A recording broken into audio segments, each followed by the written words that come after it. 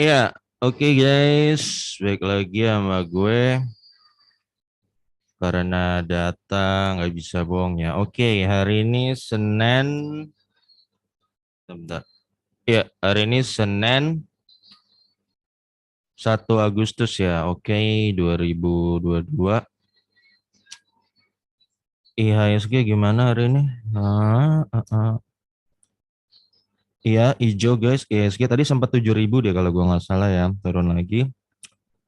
Heeh. Ya harusnya saham lu udah mulai hijau-hijau ya kalau lu orangnya tipenya time in the market ya. Heeh.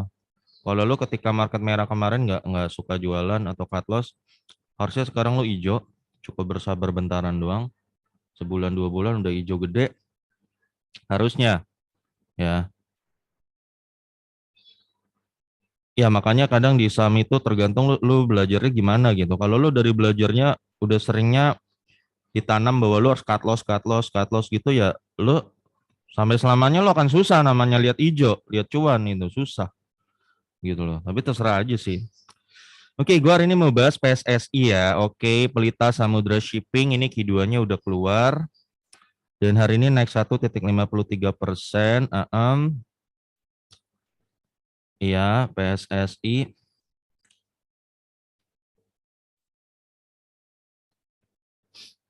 Gue sebenarnya udah cuan banyak kemarin. Pokoknya gue ini lucu deh. Iya. Oke, di PSSI ini ya. Ya, pemegang saham Convivial Navigation 7%, PT Indo Prima Marine 43%, Kendilo PTI 26%, PT Bio Permai 7%, dan masyarakat 11%. Berarti masyarakat kira-kira pegang 550 jutaan lah ya. Nomor dipegang masyarakat. Ya, ini kan gerakan sahamnya. Gue waktu itu, gue tuh tahu dia harga, mana sih PSSI. Dia tuh kan kalau gue ngitung harga fundamental dia kan dia ada di sekitaran harga 400 sampai 800 ya harga fundamental dia. Waktu itu gue sempat megang dan di sini sekitar di sini nih gue take profit waktu itu nih 820-an lah waktu itu gue take profit karena lo harus ingat ya guys, gue kan selalu jelas ya, gue dividen kali 10 dan kali 20. Bagi gue kalau di atas 20 berarti udah harga Mercy ya, mungkin udah waktunya TP gitu. Jadi gue, lu udah tahu kalau lu ngikutin gue pasti TP di sekitar kalau udah dividen kali 20 biasanya ya. Atau 15 ke atas sampai 20 gue udah mikir-mikir apakah TP atau hold gitu. Artinya gue TP lumayan banyak lot gue di sini waktu itu. Dia jeblok-jeblok lebih turun-turun lagi kan karena market crash. Market crash. Gue masuk lagi di 620 guys. Dan sekarang floating profit lagi. 6%-an kalau gue nggak salah deh. 6%-an tadi gue lihat.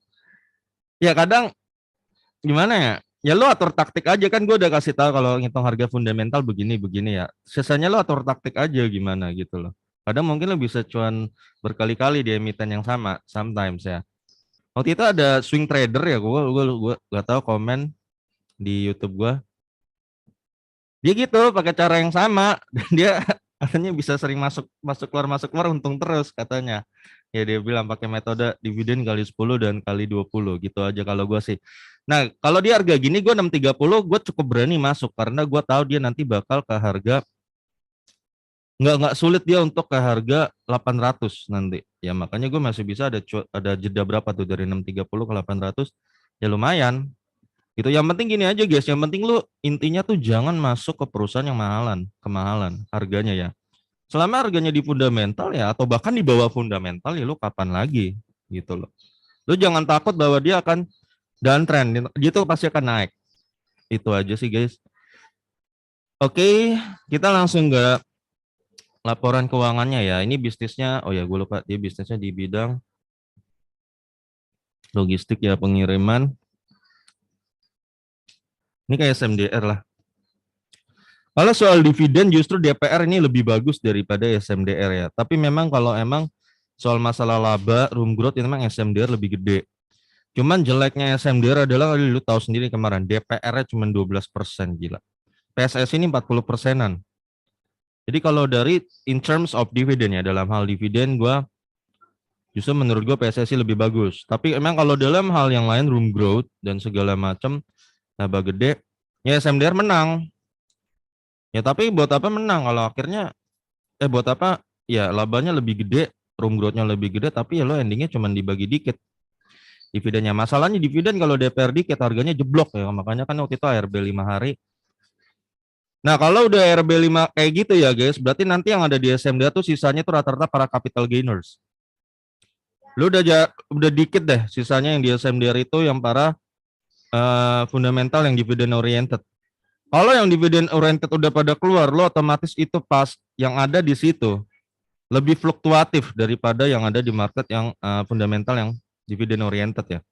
Ya otomatis nanti dikit-dikit take profit mereka, baru naik 2.900, 3.000 take profit lagi di SMDR ya, kayak gitu-gitu aja terus. Ya kayak gitu-gitu ya memang. Ya karena kan namanya lo isinya kebanyakan capital gainers. Ya capital gainers ya untungnya dari capital gainers lah. Kebanyakan. Ya memang gitu mereka cara take profitnya. Jadi jangan heran kalau digede-gede nanti lihat ARB gitu loh. Oke, sekarang PSSI langsung aja lapkeunya.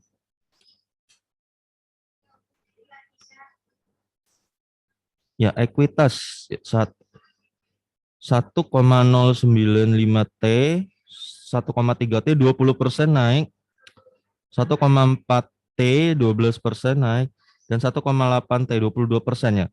Ini growing terus loh, hampir di atas 10% terus ya, bahkan ada dua nih 20% ke atas loh, selama 4 tahun.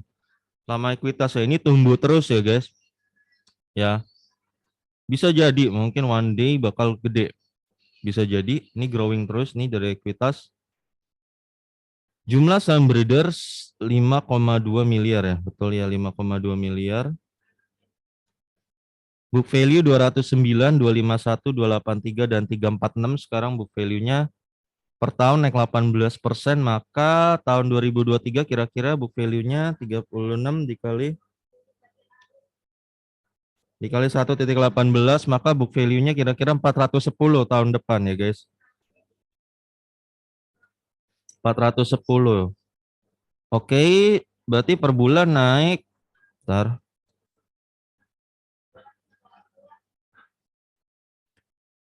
346,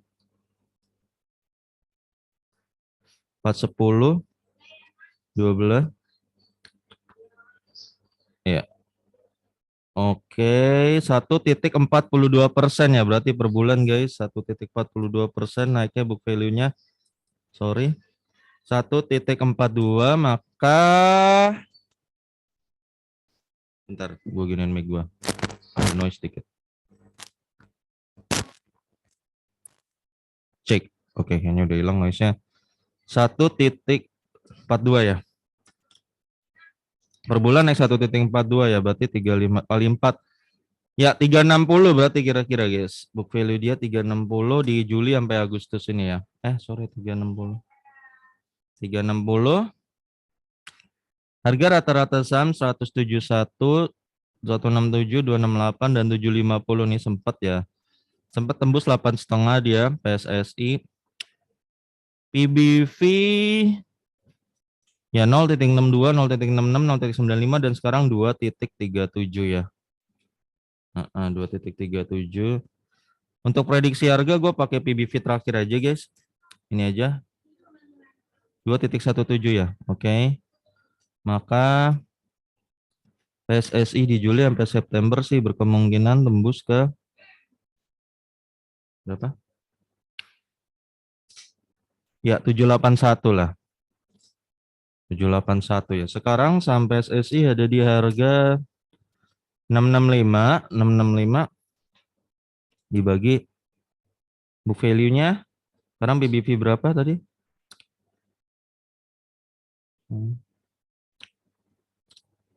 360 ya. Oke, 360. Ya, PBV 1,8 ya guys, berarti sekarang dia 1,8. 1,8 ya. Sekarang 1,8, oke. Nah, sekarang kita lihat laba biar tahu nih. Kenapa penting lihat laba? Nanti kita biar tahu dia harganya kemahalan nggak, biar tahu harga fundamentalnya berapa. Dan Ya biar kita tahu, kita pastiin bahwa pastinya guys, lu nggak beli saham di atas harga fundamental ya. Cara ngitungnya nanti dari laba ya. Lu di atas harga, jangan sampai dari fundamentalnya biar nanti nggak jadi saham downtrend.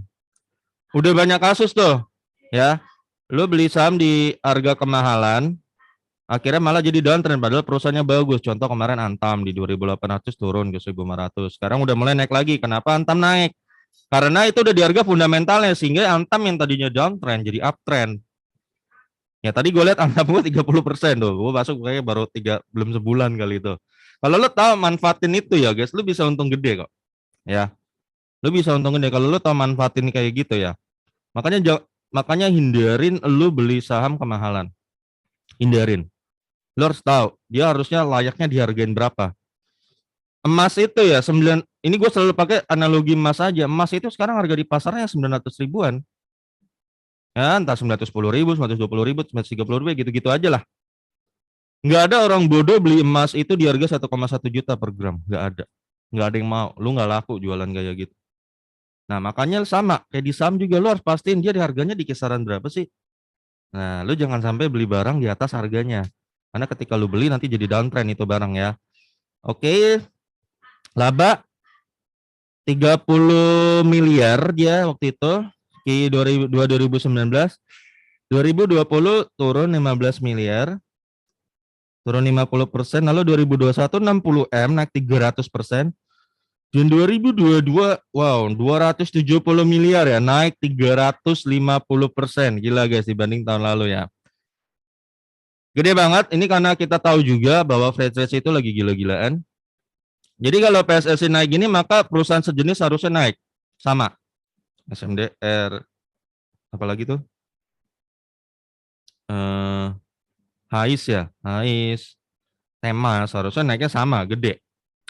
300 ya naiknya gede. Nggak mungkin rugi sendiri gitu loh. Kalau rugi sendiri berarti manajemennya payah dong. Ya kayak gitu ya. ROE. Oke, kita lihat ROE-nya. ROE ini 2,7 berarti 5,4. Ya ini jelek sih ROE ini ya, jelek. Ini 1,1 kali 2, 2 ya jelek. 2%. Ini 4 kali 2, 8% sedang. Ya ini sedang ROE-nya dan ini 270, 14, 28%. Woi, gila. 28% ya, berarti memang ini ROE yang gila, termasuk gila ya. Kalau udah 20% ke atas tuh udah pastilah itu gila ya. Ya ini bertumbuh gede PSSI. Nah, sekarang kita bahas IPS ya. IPS penting karena nanti dari IPS ini akan dibagikan dividen. Dari dividen itu nanti hasilnya kita bisa ngukur. Ini barang lu beli kemahalan nggak? Ya, jangan sampai lu beli barang kemahalan guys ya.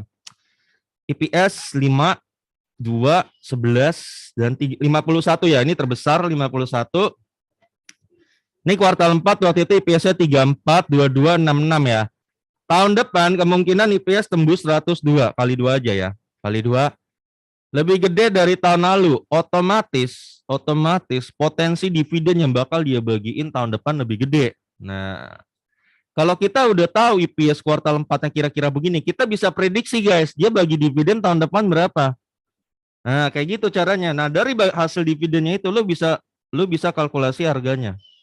Lu bisa kalkulasi harga fundamentalnya dia atau orang bilang nilai intrinsiknya lah. Lu bisa kalkulasi. Sehingga lu nggak beli barang kemahalan. Nah, kita sekarang bahas dividennya ya. DPS 5, 8, 28 ya.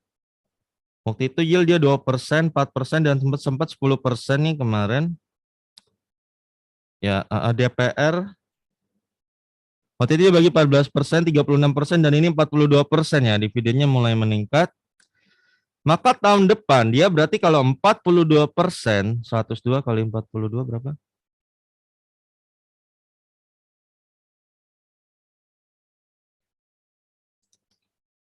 Ya, dia berpotensi tahun depan bagi lo RP 42. Nih guys. 2 kali lipat ya. 2 kali lipat nih dari ini ya. Maka itu dengan yield sekitar 5%-an ya. Kalau lu di harga sekarang, kalau di harga sekarang berapa, sorry? Harga sekarang kan 665 nih. 42 bagi 665.